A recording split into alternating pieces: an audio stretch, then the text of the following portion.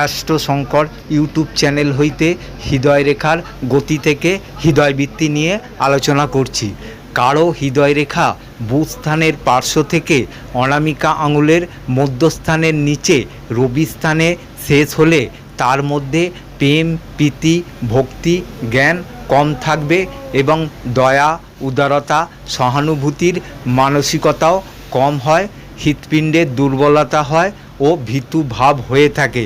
যদি হৃদয় রেখাটি রবি স্থান পার করে শনি স্থানের মাঝ অবধি যায়, এরা স্বার্থান্বেষী হয়।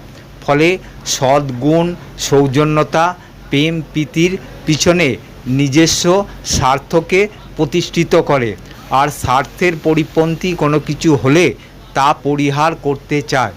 হৃদয় রেখাটি তর্জনী আঙুলের নিচে বৃহস্পতি স্থানে শেষ হলে ইনারা আদর্শবাদিতা, শান্তভাব, ধীরতা, সৌজন্যতা, উদারতা, মহানুভবতা ও বিচার বিশ্লেষণী প্রকৃতির হন।